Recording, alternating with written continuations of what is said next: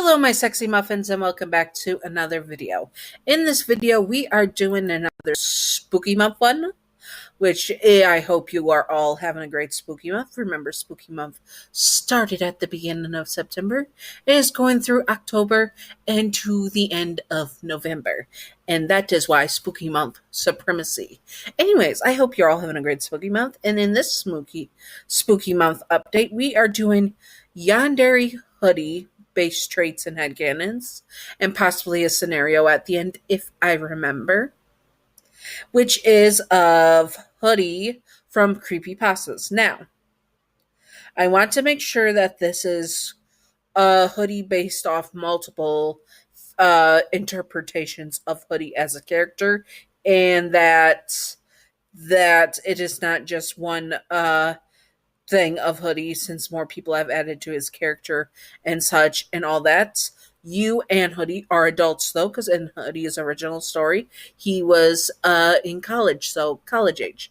And also Hoodie has been made immortal as well. So that's my headcanon that the creepypastas are immortal. Anyways, let's do this. Disclaimer. Hoodie was originally made by Marble Hornets. I suggest checking that story on YouTube out and all its goodness. Hoodie is not Yandere in canon, and this is just for fun and not to be taken seriously at all. Simping for fictional characters and Yandere's is fine. Just do not be illegal or gross about it. You know who you are. Yandere's are, and anything like creepypastas, are not okay to be with in real life and are not ideal partners. Also, remember to separate fiction from reality and headcanon from canon. Thank you. And let's get on to it. Base Yandere headcanons and traits with Hoodie from Creepypastas. Hoodie had been a college student from a young age. He had been watched by Slenderman. But from a young age, he has been watched by Slenderman. Sorry, that was a mistake on my part. He and Masky were chosen to be proxies by Slenderman. After a little over a year of being tormented by Slenderman for a long time and having the Slender sickness, he became the immortal proxy that was to serve Slenderman. He did this for many, many years. Then he came across you. You were the most stunning human he has ever met. He, of course, began to stalk you in his free time, and he needed to learn everything about you, like who you were, who were your friends, did he have to unalive anyone that was in his way of being with you. He is a big stalker type Yandere, and would even follow you to your home, breaking in and going through your stuff, maybe even stealing some of your undergarments. He would also watch you while you sleep a lot. He wants to reach out and touch you, but he refrains from doing so when he is watching you sleep. He has some self-control. Other than his stalking, you know he is keeping men, women, and non-binary pals away from you.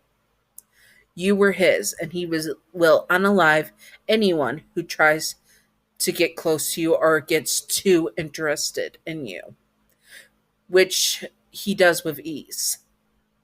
He is very territorial with you. He also would at some point start leaving you love notes for you.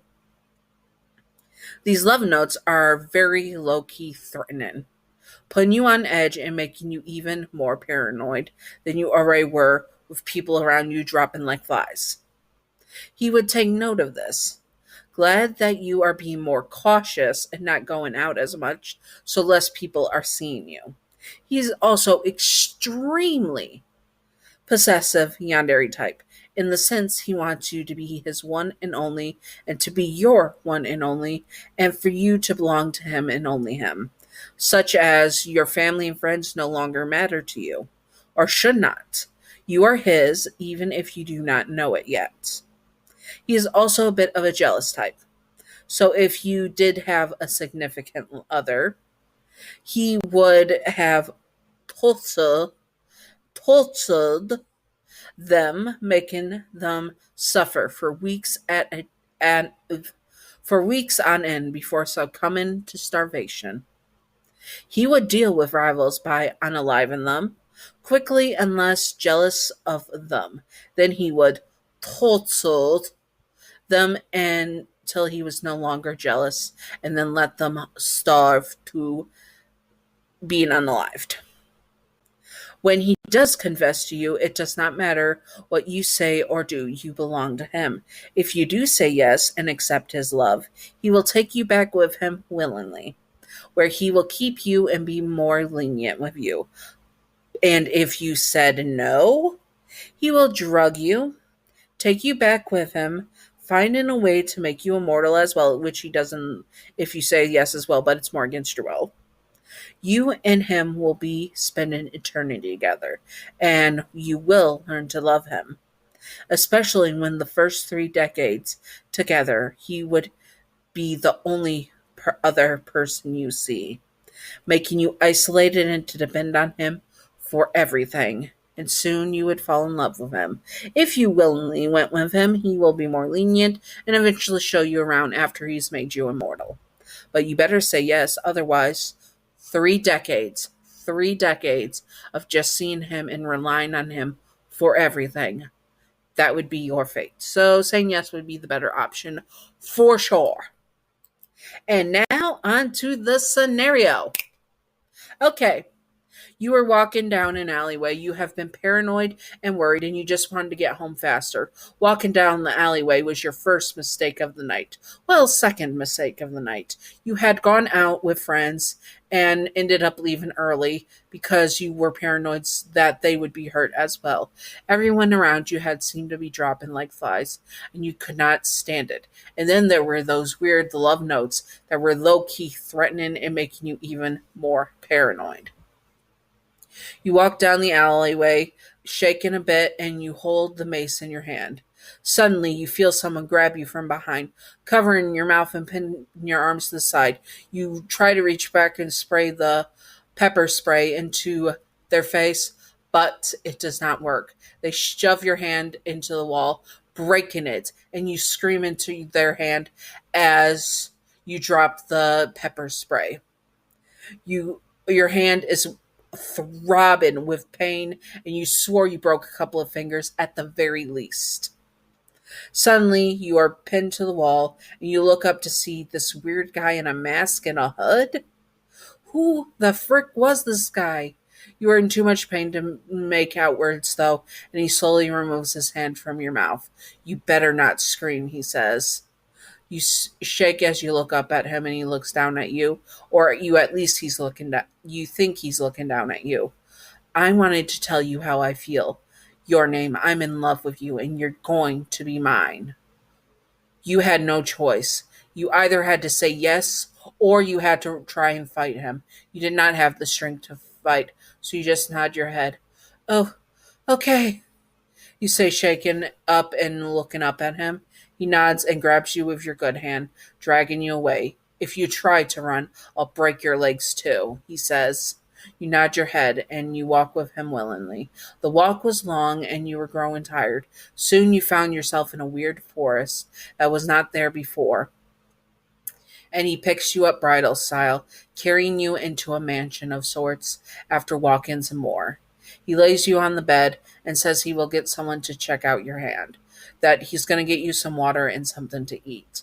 You did not dare move. You were too much afraid of what could happen and what this man would do to you. You are now trapped with this man, and you have no idea how are you going to get out alive. Meanwhile, Hoodie, the man who had kidnapped you, was over the moon. You came with him, and he didn't have to hurt you that much. He's still going to have to train you, of course, to make you his. He comes back up with a glass of water and some painkillers, send them both down, and then put the pills to your lips as he gives them to you, and then lets you drink. Do not worry, I love you, your name, and I promise I will never hurt you again. As long as you're a good darling, I will never, ever hurt you. You understand me? You nod your head weakly. and agree with him. He nods and then takes off his hood and his mask, showing his face. You never seen him before, so you did not know how he knew you, and he leans down and kisses you.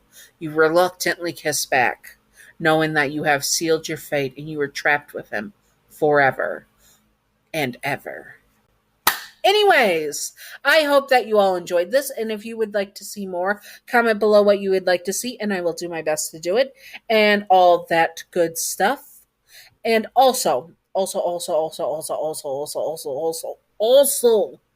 if you would like to see more creepypasta stuff, comment below and I will do my best to do it. I have done Slender Man, and I also have aged up Jeff the Killer, where he's an adult and's been adult for decades as an immortal adult. So, yes, I have done those two. They will be linked at the end of the video with the cards and stuff for you to check out. If you want to get easy access to them, go check those out. And now on to the Patreon outro. Anyways, Patreon outro. Thank you, Gav, for being my first patron. You are wonderful. You are beautiful. You are stunning. Chloe, you better not bark. I see you getting ready to bark at people outside. You know better than that. Anyways, thank you, Gav. Sorry about that. Chloe is a little bit anxious today. She needs doggy anxiety meds. Anyways, thank you, Gav. You are fabulous. You are stunning. You are beautiful. Chef's kiss. And thank you, Wicked Brony, for being my second patron. You are also beautiful, stunning, and perfect. And I wish you don't bark. Chloe, I see you. I see you getting ready to bark. Be a good girl. Good girl. Good girl. Good girl. You'll get a treat in a sec. Anyways, I hope that you thank you, Wicked Brony, again. And anyways, I hope that you all enjoyed and stay sexy. No. I got to finish the outro. And I hope you all had a great spooky month. If you want to see more spooky stuff, I will have a playlist at the end of the video for you to check out and all that good stuff. Anyways, I hope that you all enjoyed and stay sexy. All my sexy muffins. Bye bye.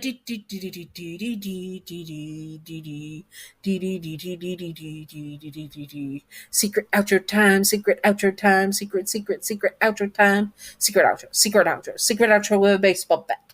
Anyways, welcome to the secret outro. Now the question of the day is: would you smash or pass Hoodie from Creepypasta?